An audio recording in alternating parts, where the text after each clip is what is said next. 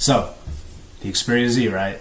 Don't you think that that's a great phone? It's a good comeback for Sony. I think it's an awesome phone. It should be really popular. But yeah, I'm glad you like it. All right, so what's been going on with you, man?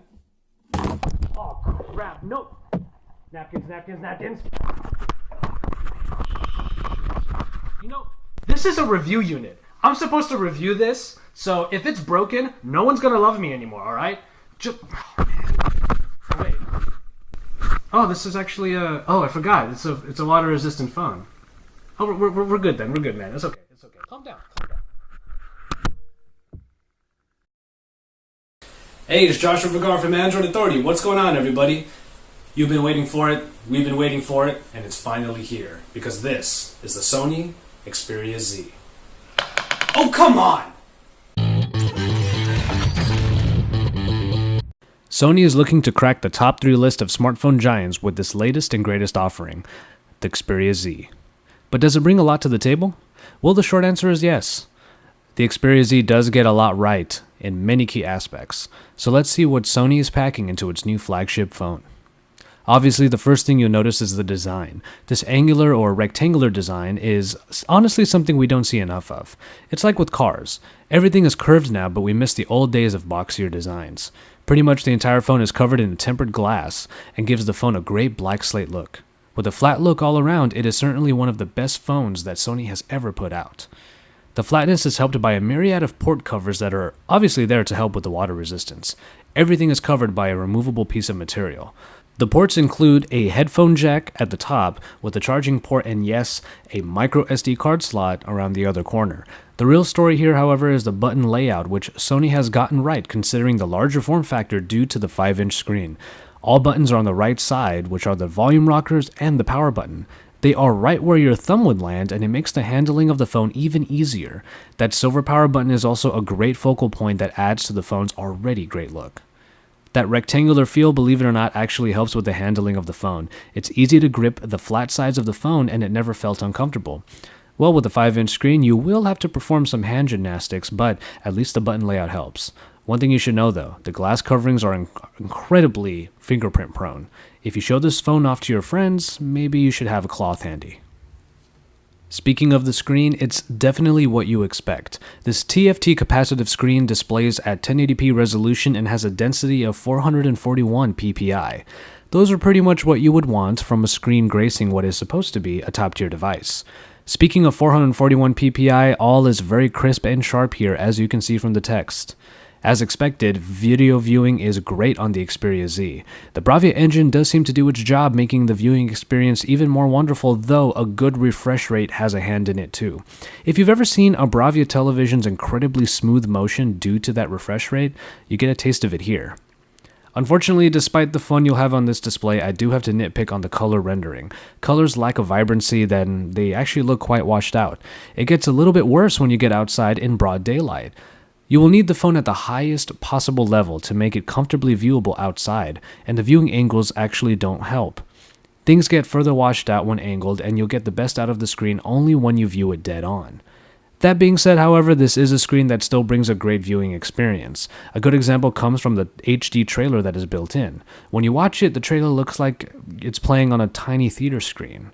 The colors, even though they may not be quite too vibrant, are what we usually see from a trailer at the theater. It's kind of like you're seeing it exactly the way Sony really wanted you to. And you know what? That's really not bad at all. Of course, you won't be able to enjoy all of this without the power to back it up. Thankfully, Sony knows what's going big in the Android market and put in just what the Xperia Z needed. The Snapdragon S4 Pro processor clocks in at 1.5 GHz and is backed by the tried and true Adreno 320 graphics processor. And then, 2 GB of RAM is what you will get for multitasking. Now, this is a graphics package that powers some of the top current Android smartphones, so it's no surprise that it appears here. As far as the benchmarks go, they are really very great. The Xperia Z is the first phone I have seen or reviewed that breaks the 20,000 barrier in the Antutu benchmark application. Quadrant and Vayamo scores are also very high, and you can see them in my written review. The big story in the hardware, however, is the micro SD slot. Many people have lamented over the lack of removable batteries and expandable memory, and even top-tier offerings. So even though you don't get to pop out that battery, you do get to pop in a micro SD card if you need more storage than the 16 or 32 gigabytes that might be built in. This is yet another detail that Sony gets right in the Xperia Z. Speaking of the battery, it holds the typical hope of proper capacity for a 5-inch screen. As has been the case for pretty much every 5-inch phone on the market today, it yields mixed results. Tests have shown it to have a great amount of talking time and a decent amount of web browsing time, but video playback, which is the test I use, yielded just over 5.5 hours of straight viewing. The Xperia Z should be able to go the distance in day-to-day usage with no problems. Nightly charging is a reality we all live with, but at least you won't run out of juice in an inopportune moment. There are some nice options for stamina mode and power saving, so taking advantage of those will likely extend your time with the Xperia Z even further. But now we get to the camera. The rear camera is the story here with its 13-megapixel Exmor RS powered optics capable of HDR, sweeping panorama, and various other scene-related picture modes. Superior Auto is a feature unique to Xperia cameras. It analyzes the scene to figure out the best settings to properly expose the photo. For the most part, it is pretty accurate. These pictures are at 9 megapixels with a 16:9 aspect ratio. This is more my style than 4:3, and apparently it's also Sony's because that was the default setting. As is the typical result, pictures with adequate lighting yield pretty great results, with colors being rendered quite well with a shallow depth of field because of a decent aperture speed. Superior Auto seems to do the job fairly well, and thus pictures are exposed properly. The flash does help in very low light shots, but having the right lighting helps in this and really all types of photography. Video can be recorded at 1080p full HD resolution, and it was demonstrated already, as always, in my intro. Ultimately, it's a step closer to replacing your point-and-shoot camera, if only by a small margin. It's better described as a great companion to have in your pocket for those tight moments. Luckily, you'll probably get some pretty great shots in the nick of time. And lastly, we look at the software. The first things you notice are the black and gray tones that Sony seems to employ often in their designs. The general layout is reminiscent of Android ice cream sandwich with these darker tones and white or neon blue hues. And that kind of imitation isn't really a bad thing because this interface thus has a minimalistic beauty to it. This is, however, Jelly Bean 4.1, which is still behind in the OS game, but the Xperia Z deserves credit for being somewhat up to date.